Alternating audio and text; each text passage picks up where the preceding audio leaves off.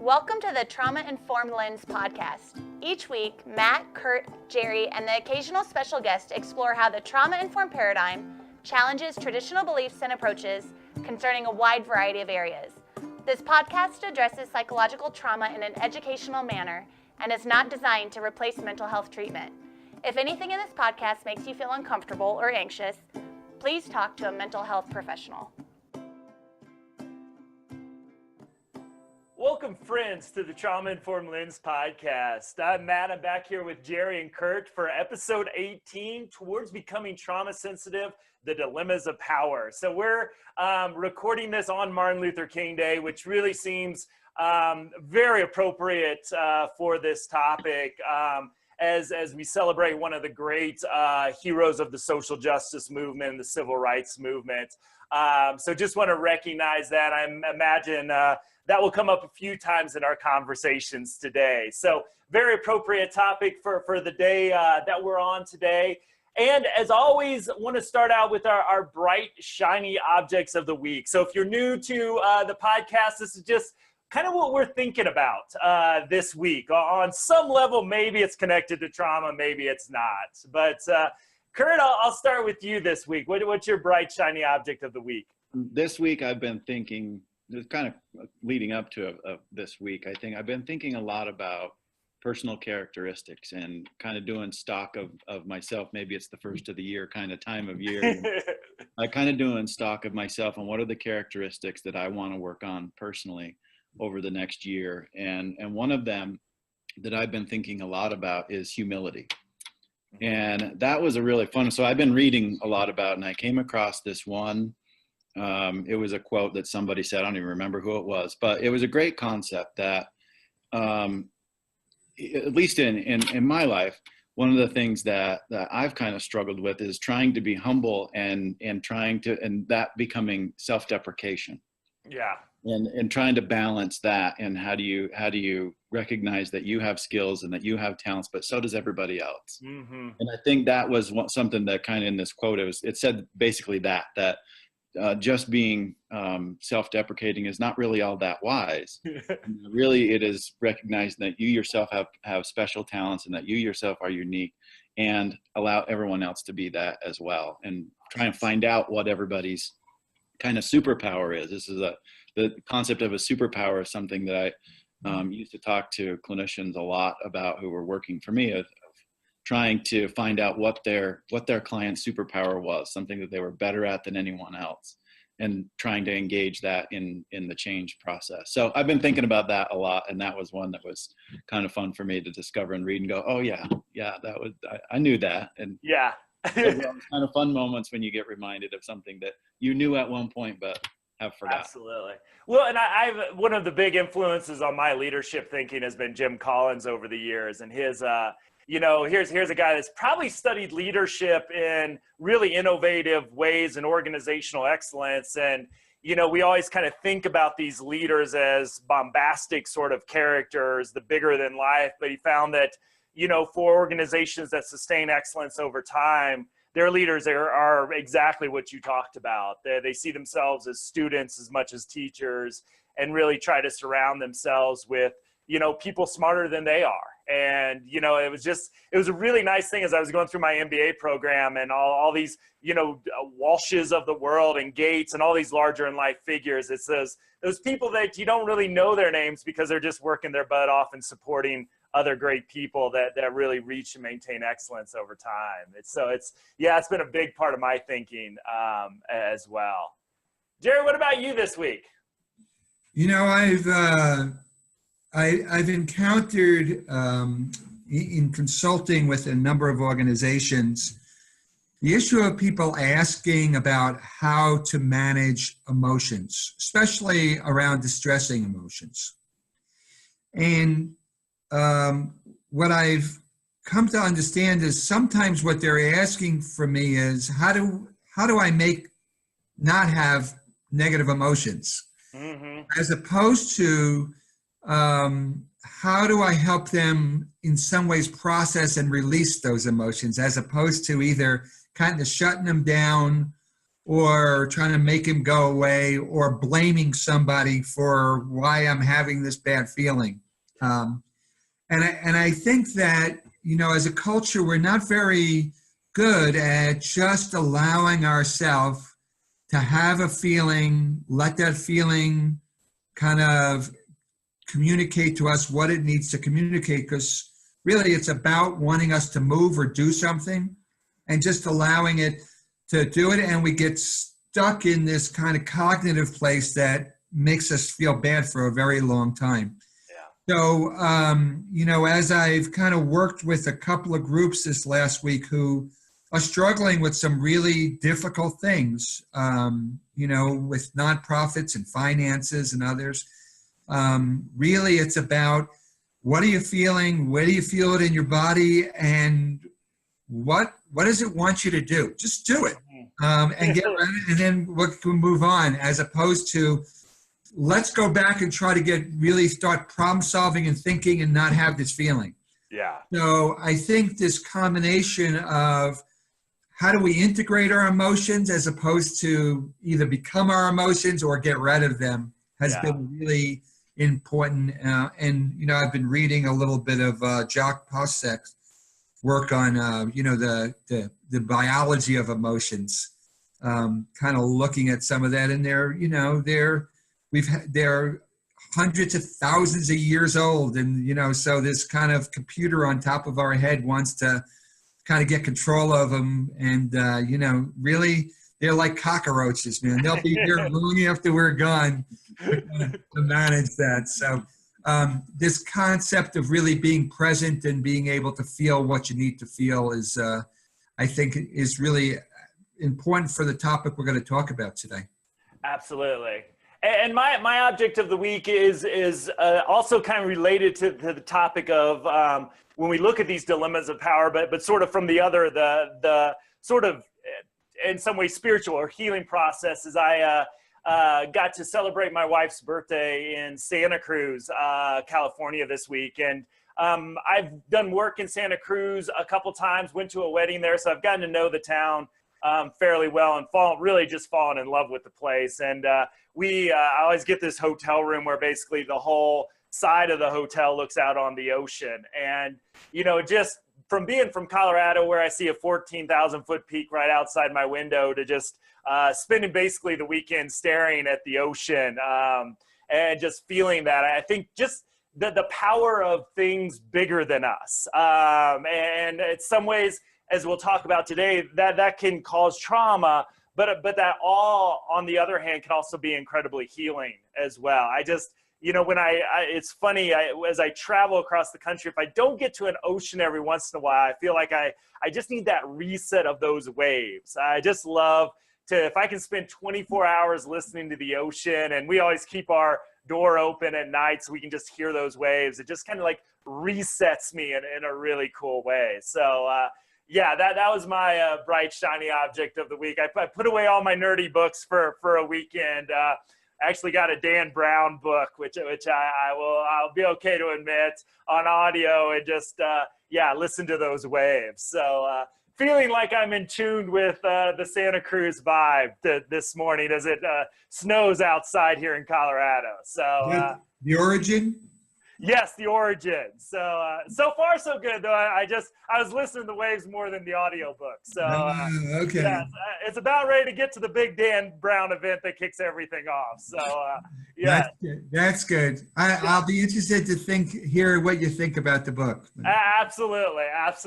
So let's get into the topic here, and we're looking at the dilemmas of power and how it relates to trauma. And one of the things as we look, and again, we're at for me, a big social justice week this week, is here we are, Monday's Martin Luther King Day.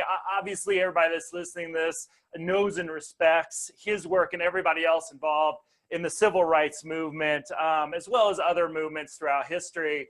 And another thing is, if people aren't aware, that the Women's March is coming up this Saturday as well, which I was involved with last year. And if I were to rank the most, powerful days of my entire life. This one's probably up there in the top 10. That was just an amazing experience last year. So when we think about power, one of the things I talk about when I talk about trauma is that most traumas happens. We could probably figure out a dozen or so exceptions to the rule. But when something, whether it's a natural disaster or someone with some power over you, hurts you in some ways, I like to say violates your dignity as a human being. And so there's a huge issue of power with trauma. And we've got these societal pieces when we talk about the isms, racism, sexism, all heterosexism, all these things where certain groups have power over other groups because of the structure of our society. And even though, when you look at something like racism, you may not be able to point to one traumatic event that somebody experiences, even though oftentimes you can, but it's just that general sense of being sort of put in a position of lesser power that can be incredibly traumatizing, or at least incredibly stressful, if not traumatizing, over a long period of time. So when we think about these dilemmas of power and how there's this unequal distribution of power in our society, how do we keep strong? How do we keep, especially in this time where, I just read an article about funding cuts, extreme funding cuts to health centers in rural Oregon, and how that's going to impact it. All these things coming out that in some ways, a lot of the programs that we know help people are getting cut, all these things in our time. How do we stay strong in the midst of all these dilemmas, and even as they kind of heighten in the point that we're at? And Curt, let me start you out with this question. What are some of your thoughts when you look at these dilemmas, these imbalances of power, as people who are invested in social justice? How do we keep our strength while confronting these on basically a daily basis in many situations? I think one way to do that is to recognize that there are differences in who has power and who doesn't have power, and that those dilemmas have to be balanced on both sides of that, and recognizing where you are on which side of that equation, right? So managing either, if you're in a position where you have less power or you're in a position where you have more, being able to manage and see it from the other person's perspective, I think is kind of how you got to go about doing that. Or we get into these conflicts, and if you're on the side without power, you get into conflict, you can lose really, really easily. And if you're on the side with power and you get into the conflict, you're at risk of becoming abusive or misusing your power. Yeah. So for me, that's one of the things and that's a constant struggle, right? Like always recognizing that there are imbalances in power, and identifying where you are on which side of that equation, and then remaining, as we've talked about many times, remaining curious and trying to find out what's going on from the other person's perspective to help you manage through that situation. I mean, this sounds kind of utopian, right? But if both people do that, we got a really good shot at coming up with a good solution to those things. Yeah. We get into problems when both sides can't do that. I mean, that's our political process. That's what our, so many things are built upon that being able to see another person's perspective as critical to us operating as a social species and as groups. That's kind of my initial thoughts about how you remain strong in that situation. It certainly is not easy. Yeah. There's a lot of work and a lot of, in the words of Sandra Bloom, a lot of emotional labor. Yeah. And a lot of energy to do those things. Absolutely. And we're in professions where, I mean, it always strikes me when you look at, and Bloom as with emotional labor really put some data behind this, is the more, I'm trying to make sure I don't butcher her statement here, but the higher the level of empathy and compassion and all these things needed that we know to be a good therapist, a good case manager, in many ways a good physician, a good teacher, sometimes what she found was the higher requirements of emotional labor, the lower the pay to the job. Whereas if you have sort of this cognitive label of an engineer or all these other things, somebody working in the stock market, hedge fund, you get rewarded for the cognitive and not, the labor. So, when we think about all the multiculturalism and all this sensitivity that we have to have, which is critical to our success, that I think her recognition that as that emotional labor goes up, oftentimes the payment for those services are undervalued by our community, which I thought was a really excellent point that she made with that concept too. Jerry, what are some of your thoughts about being strong, remaining open, while we need to recognize that these dilemmas do exist in our society? Oh, really difficult question, right? Because if we think about it from a biological perspective, when we're not feeling safe, we move to defensive strategies. And so when we're not feeling safe and we move to a defensive strategy where we want to control and we want to be in power, really the part of our brain that's, you guys are talking about, this social engagement process begins to shut down, right? And we begin to see things as, I'm either fighting and trying to get control, or I'm going to be powerless and helpless. I don't really see this place that I'm going to, this social engagement place. Mm-hmm. And so, you know, I think the powerful who are controlling and the powerless are really this opposite ends of the same coin. Yeah. Really, you know, the really people who have a lot of power and control are those people who are socially engaged and learning and growing and doing, and the other ones are in defensive states. And I think that when we really start to talk about power, really what we want to be able to do is be in some place, a very scary place for us as a species, which is, Stephen Porges talks about it, is immobilized without fear. And I could be with you and not have to defend myself and not have to, but really be open and listening and curious and kind of do it. And we can be creative and find, and that's a really hard place for human beings to be in.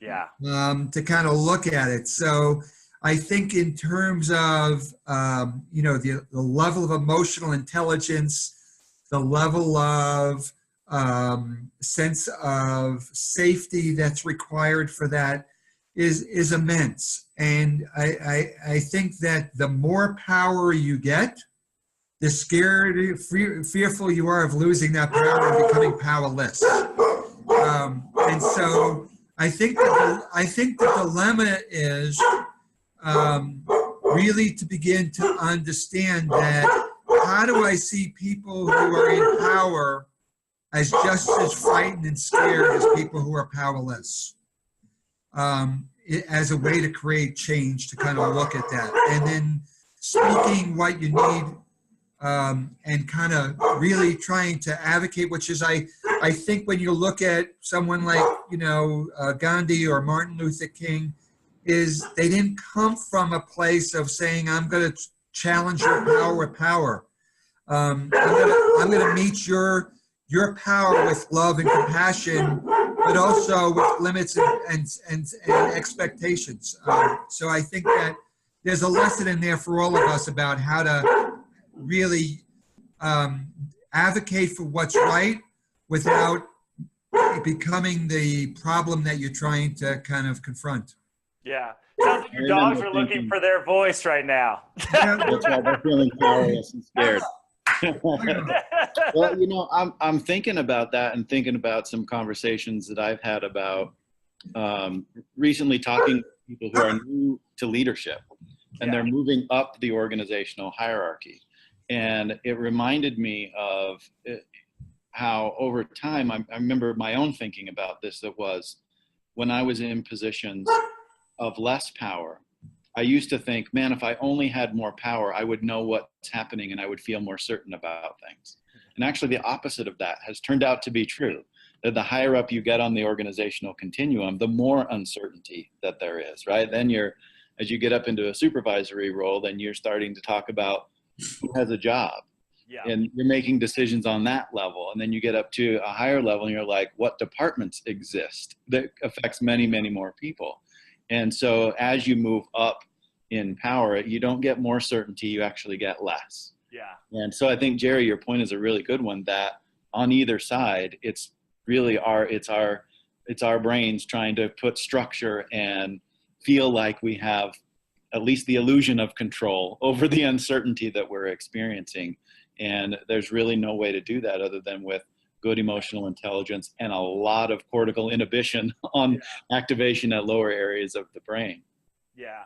And I would just add to that too, is, because I feel this in a very visceral way at times is, when, the privilege I have of traveling around the country and getting to know so many communities. And I'm usually training people that are dealing with some of the problems in those communities, whether it be poverty and homelessness and public health issues, kids struggling in schools, all those issues. And I find myself, especially when I'm tired physically, a lot of times after I have a late flight getting home, it's like, where's the motivation going to come from today? Because it seems like the change that I've dedicated this part of my career to, and most likely the rest of my life to seeing with creating trauma-informed communities at larger scales, is it's so much work. And I think for me to stay strong, one, my own self-care, it's like I got to wake up and I've got to do my mindfulness practice. Like I got to get re-centered and then find where's my next area of impact. And I had similar coping skills when I was doing direct care work and saying, okay, I get to meet with these 6 people today. And I may not be able to solve, the larger issue in our community that's causing these issues, but what impact can I have on these 6 people? So I try to find, in some ways, the power that I do have in my career, in my work, in my life, and say, okay, let's focus on that.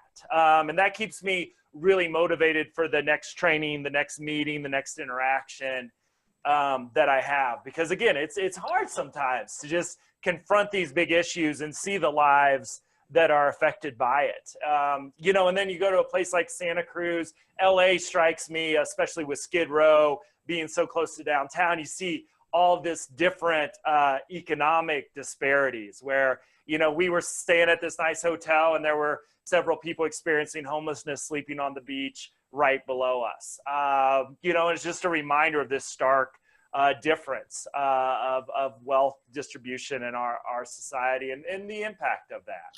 It makes me think of a question. I would love to get both of your perspectives on it. And especially like Matt, from your perspective, going all over the place. Yeah. Gary, of course, I think both that and your historical perspective of having done this in a couple of different environments at a pretty large scale, that when we're talking about becoming trauma informed, or when we're talking about becoming trauma sensitive, we're talking about change. Mm-hmm. And we're talking really about some of the real dilemmas of leadership, of how do you embrace change and give people a positive vision of the future when you as a leader aren't sure about it.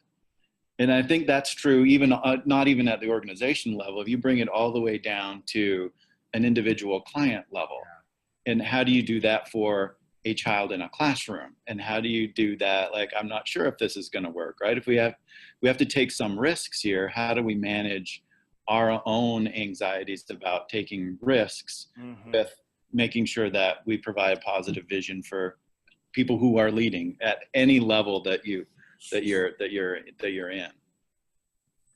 I'll kick it to either one. Either one wants to take it. Gary, why don't you go first? I got obviously some thoughts on that too. You raise an important point, right? So the first thing came to my mind is, even as a parent, I'm trying to create states in my child to be open and curious and compassionate about the world when I have my own anxieties around that, right? To kind of manage those things. So I think as a parent, as a teacher, as a leader, you have to have some level of a vision about what you're trying to create. And if we look at it from a kind of quantum mechanics kind of way, is you have a possibility out there in the universe, and then you have a thought, and then you have a manifestation of that thought. So in some ways, what drives you is the vision of the way you want the world to be and what possibilities it could be. And there's always a discrepancy between what it is and where it's at. And I heard someone the other day is you want to be pulled by your vision, not pushed by your pain. Yeah. Right. And so as a leader, is really saying this is the type of environment I want to create. This is the type of outcome I want to have. This is the way I want people to treat each other in this healthy relational environment here. When we do that and we have that vision, then the people that come in, they'll begin to resonate and vibrate with us instead of us vibrating with them, right? And so I think as a leader, having a mission and a vision has been what's driven me for many years. And it's really important is like, this concept of evidence-based treatment. You have to do evidence-based treatment. Well, I really like the concept of evidence-based treatment. But if anyone really knows, is much of what we know about physics is at the age of 26, Einstein sat down and said, this is the way the world has to be, and he wrote a paper about it.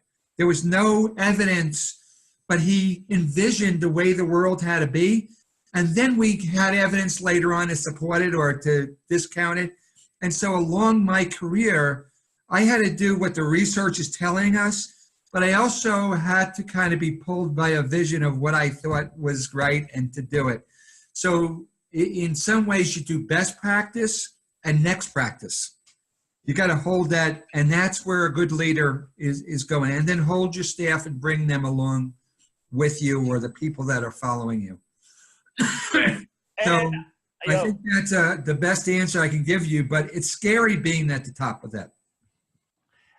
And I'm going to resist going into the dual nature of quantum particles as waves. And so I will resist that. I think Jerry's trying to pull me in. So, because I would love to go there. But, one of the things that I think is important for leaders to understand, but also for individual workers, it's what I see with a vision serves, one, it's a motivating purpose. Like you said, Jerry, it pulls you into the future, but it also puts the work in perspective as well. I believe I keep my motivation, my energy, my optimism for this work because I can envision what a trauma-informed community would look like. So the days that I may not want to get up and give my best or go on another trip or, go to a different time zone, go to the Eastern time zone where I have to start presenting at like 5:30 my time, like all the things that could wear me down.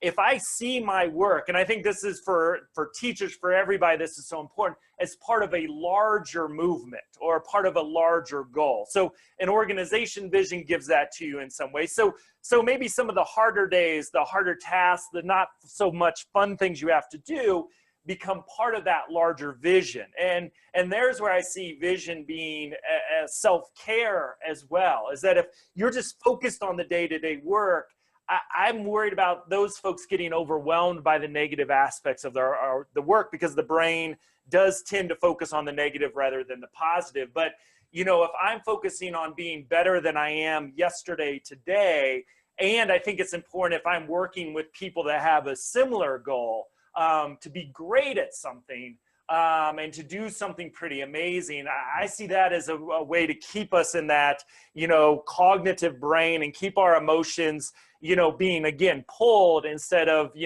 hurt by a lot of the negative things coming up. So I think that vision and thinking, what would a trauma-informed community or a trauma-informed school district look like? And then getting everybody's buy-in on their role as part of that. It dramatically increases engagement to the work, but also keeps people healthy in the midst of a lot of the negative stuff as well. So then the question I'll raise for the both of you is, how is this issue of vision and mission and that tied to this issue of power? Well, one, I think, is a question I was thinking, probably while you were thinking of another question, is if you have a vision, one of your jobs as a leader is to communicate it. And one of the challenges is, as a leader, how do you behave openly without being perceived as being controlling? Or how do you advocate for views without being perceived as overrunning other people's views? And that, I think, is a challenge of leadership. And that's a dilemma that has to get balanced on a moment-to-moment basis. And sometimes you do it well, and sometimes you don't. That's a really, really a difficult one. I found, maybe it's me, but that has been a real challenging one, on having a vision and communicating it. And I mean, it's easy to be, I think one of my father's favorite statements is, one of the joys of being an adult is the joy of being misunderstood. You can say something and somebody else doesn't hear what you intended. And so being able to always repair those kind of ruptures when you may not even know that they have happened is really a challenge that I've seen. So, I think that's a real challenge of leadership, right? Because you may be in a position of power, and I think everybody can be considered a leader in whatever forum they are in, right? If you're a direct care worker on a unit, you have power over children. And that's probably the most important level. I mean, that's so important to recognize that you are a leader in that situation. And, how do you have a vision of, here, we got to go over here, and without a child looking at you, especially in a certain age range where they're developing their own independence, and going, why are you trying to control me? That's a real big challenge. Yeah. And I would just add to that answer, maybe in a more practical perspective for all of us, is, and this has been a skill set that has really kept me healthy and centered throughout now a 20+ year career, is trying to have being part of a solution to the problem as well. Because I think a lot of times what I saw is, whether I was working in criminal justice or child welfare or education or even in the adult systems, is so many reasons why people were coming in. It was because, if you step back, it was failures at a system level, in one way or the other, whether it was poverty, homelessness, not giving families the resources they need, failing school systems, all those things. And so, things like, I think the powerful experience I had last year at the Women's March is, here I was, a day after the inauguration, and we try not to get too political with this, but, I was worried about the funding cuts that we see kind of trickling down at this point happening, and was somewhat really, dealing with my own anxiety, not necessarily in my calm, relaxed, zen spot. And I went to this march with, I don't think they ever got a good count of how many people were there, but some estimates around 250,000 people. And I was like, here's at least a couple 100,000 people that does believe healthcare is a human right. Would, I think, if they got the information on trauma support policies that would create trauma sensitive schools, that might create more affordable housing in our community. So just trying to find little ways. And I know that most of our jobs feels like, how could I do one more thing as part of our jobs? Doing something to address the larger issues. Again, if we're working on a solution, and we always like to say we want to work ourselves out of, a job at some point to solve these bigger problems. But how do we do that? And I think and as a leader, if you can give your people, as part of their work, a little part of being part of those larger solutions in some way, again, I think that brings a big self-care piece into the equation as well. And I think that's critically important too. Let me throw a question out here, because some of these I think are really interesting, and really talking about, Curt gave us some good questions to consider here. How do we stay kind of aware of some of maybe our own biases within these dilemmas of power? How are we open to learning? Because, my greatest lessons, at least, I've never, I don't think, gone into any situation in my life saying, I'm going to let my unconscious biases really drive me today. And I just kind of wonder with you all, because the awareness is so important, just saying that that's a higher cognitive functioning. How have you in your career kind of identified some of the areas of growth that you might have, especially maybe as your positions of power increased over your career? How do you find that in yourself, and how are you open to getting some feedback and sort of your own process of addressing those? It's a really good question. A couple of ways that I have had success doing that. One was to have a really good boss who would do it for me, who could say, I mean, we could have a good relationship. And I've had a few like this where I could ask them, how did I come across in that meeting? Yeah. And that they'll be honest with me. And the other has been to have a couple of trusted people who actually worked for me that would do that for me. And that we could have, like, that was the purpose, at least of our interaction in that moment, right? That was part of our relationship, that giving me honest feedback really, I mean, the story of the Emperor's New Clothes is a great analogy for that somebody's got to be able to tell you that you got no clothes on, that you've got a blind spot here. And having that kind of a relationship has been invaluable to me. And one of those was Jerry. Like, Jerry being able to do that for me has been really important. And, I've had others who've been able to serve that function in my life. Critical to being, I think, an effective leader. Absolutely. And I would, Jerry, you've done that for me as well, and helped me kind of craft my career path moving forward. So I wonder, from your perspective, how have you been able to identify, develop, in your career as well, as sort of our mentor in this whole thing?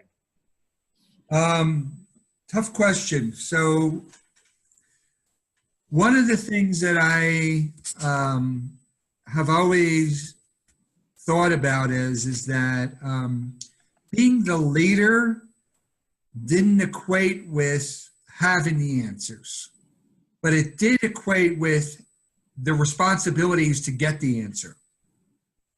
So it wasn't okay for me as a leader to say, there's a problem out there, I'll just leave a problem out there.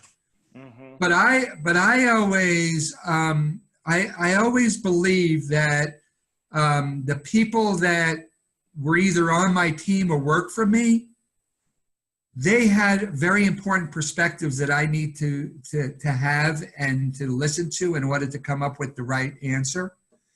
And so to me, creating a space for dialogue was always the most important part of the process of leadership. And that really, sometimes I was kind of, I would kick myself thinking, why did I create such verbal people that work for me, right? Because they all had opinions and they all had it. But I always felt like that was the only way to get to innovative solutions, is that people felt safe to bring their beliefs and thoughts, and we'd engage in that, and that they felt safe enough to kind of express that. Rather than me thinking I have to figure this out. And what I have found is when I start to get anxious and scared is when I thought I needed to have the answer.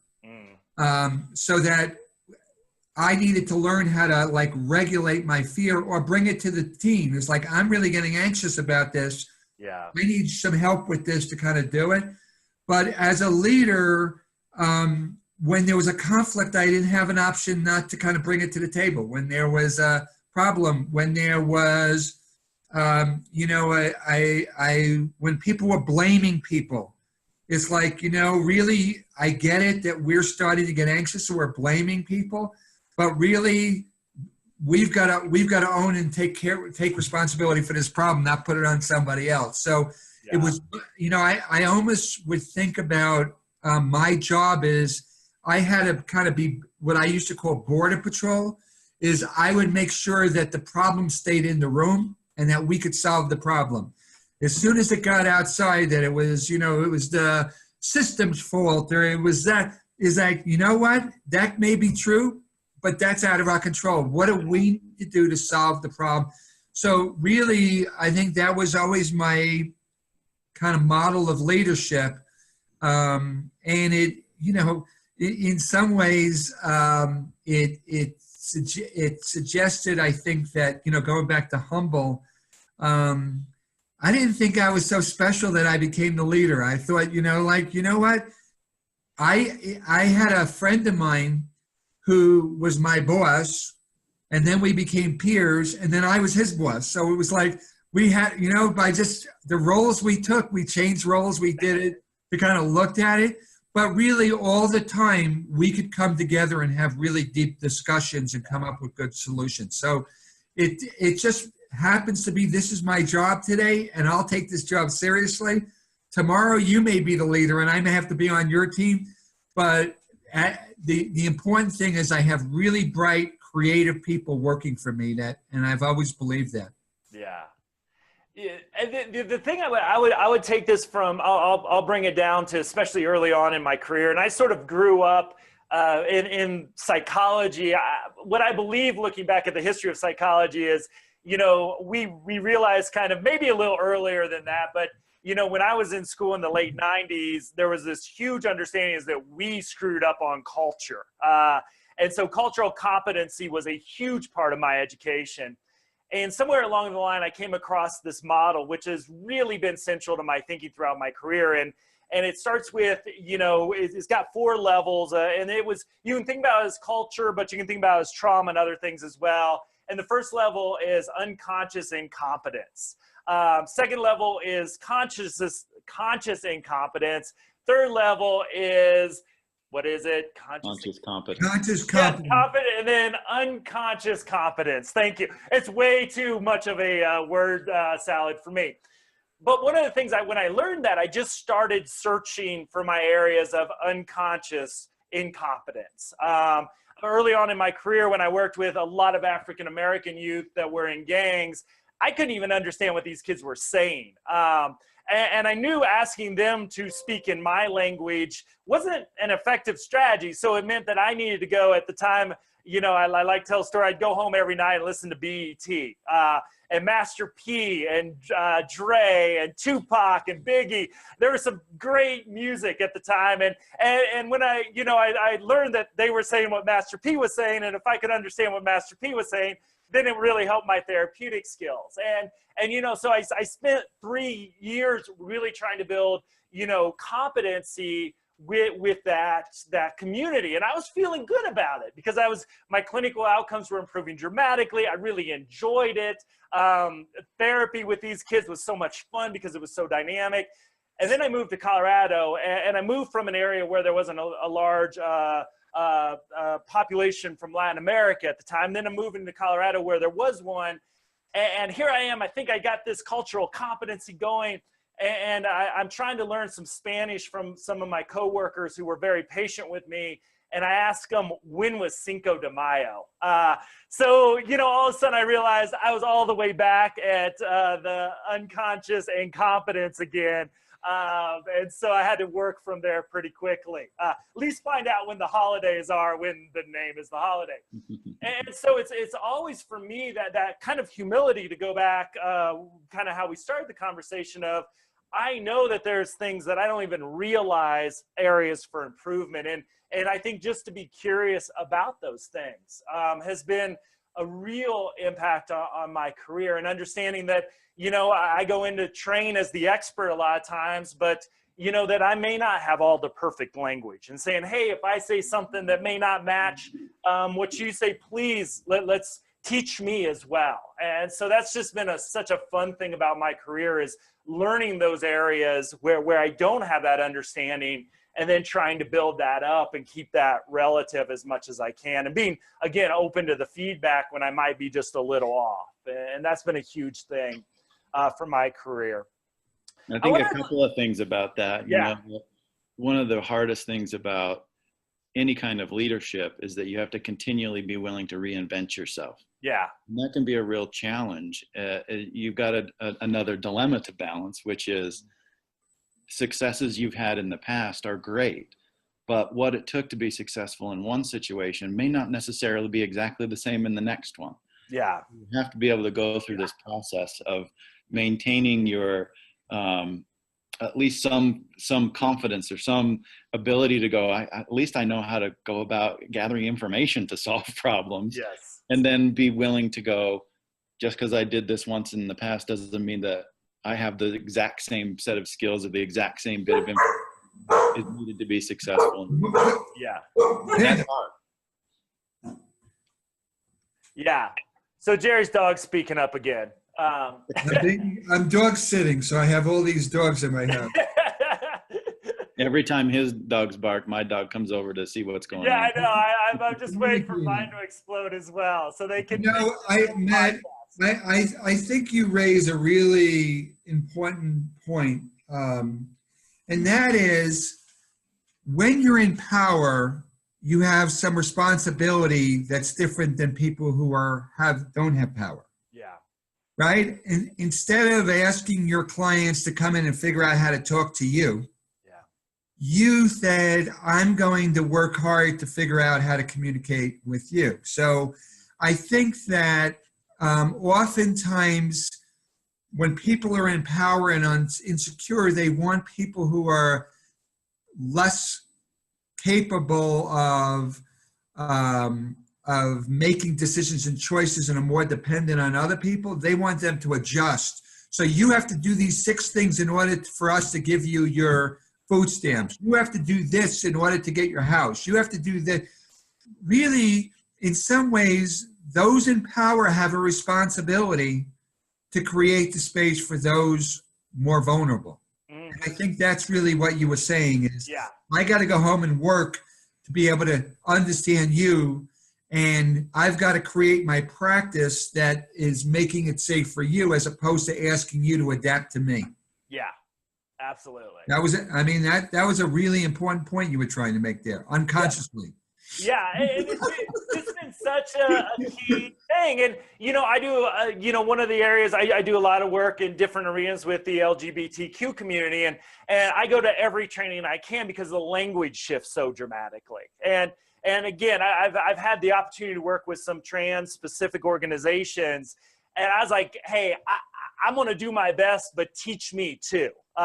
Because sometimes the language in San Francisco is different than the language in New York. So and I enjoy that process. And I think what I've always found is that if I have a conversation with, it could be a group of highly trained professionals, or it could be clients that I'm working with, the genuine curious conversations always turn out to be incredibly positive for both sides. And to admit sometimes, and I think this is hard for a lot of us, that I want to make sure that I'm really sensitive to where you're coming from. And if it doesn't feel like I am, please correct me.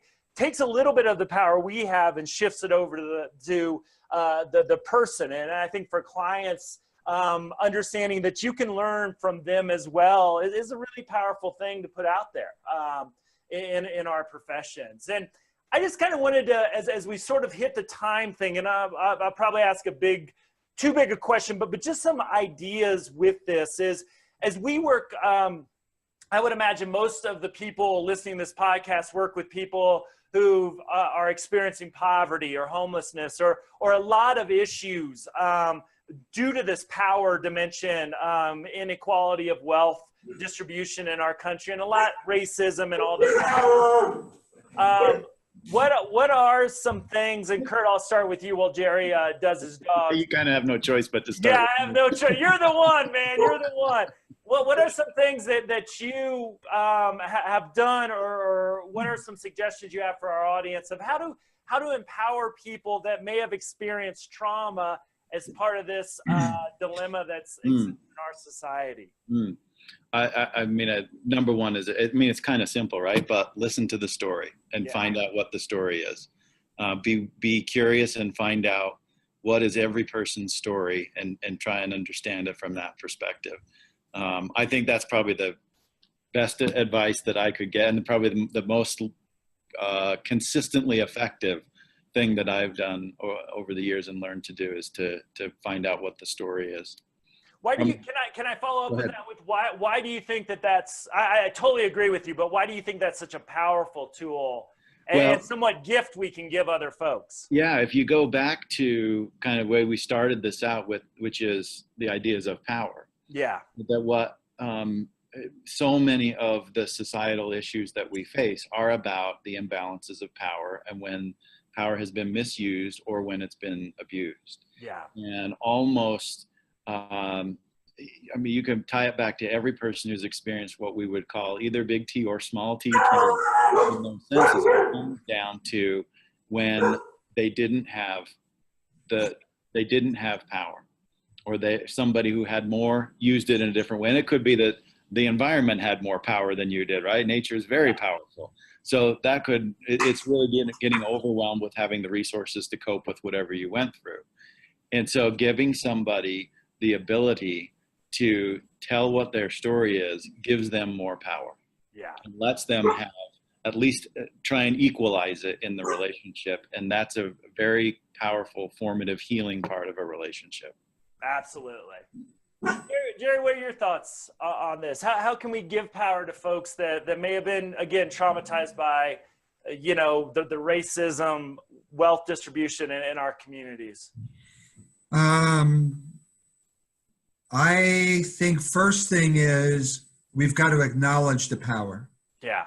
Right? So that we've got to have some discussion around what's it like for you to be with me, and what's it like for me to be with you. So we've got to talk about our relationship, because lots of times the relationship isn't equal. And I think if we could talk about it, acknowledge it, it changes it. The second thing is I like to use language like, I want to invite you to do things, as opposed to you need to do this, or this would be good for you. Is how can I invite you to engage in this, which in a way is is be sensitive how my language is empowering. Yeah. To kind of looking at that. And I'm not always able to do that, but that's what I try to kind of look at, to kind of manage. And I think that understanding that as I work with trauma, and I work with trauma survivors, they struggle with issues of power internally. There's parts of them that are critical of other parts of them. There's parts of them that feel small and weak and vulnerable. There's parts of them that they feel ashamed of. And so this issue of power is not just between, but it's within. Yeah. And I think when I start to help them understand that each piece of themselves has to be honored and respected, and in some ways given a voice, so that the story isn't just between us, but it's within us. Yeah. That sense of power, they can begin to use their own power to kind of integrate and heal themselves. That I create a space, but they actually do that for themselves, to kind of looking at that. So I think that when you're dealing with people who have been hurt, who are vulnerable, there's always issues of power. And that I'm going to have power in this relationship by the nature of their experience, and that I have to help them understand that power could be used to protect you, soothe you, and support you, not necessarily hurt you. Yeah. So it's not the issue of doing away with power. It's an issue of how do I use my power to empower you? To kind of look at that, and that we could be together in a healthy relationship. So that's how I think about, and I really do learn about pieces of myself as I explore the pieces of my clients. They teach me things all the time and grow. So it's an honor to be with them. Absolutely.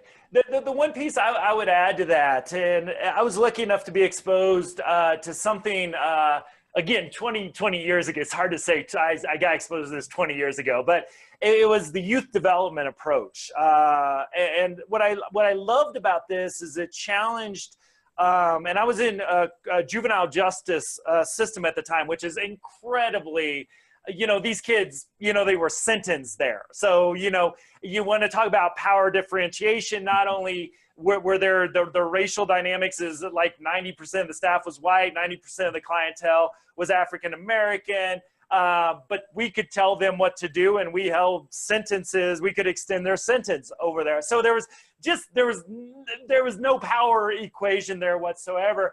And this, somebody, I don't know how this fell onto my desk at the time, because we weren't sophisticated enough to have email at that point. I'm that old.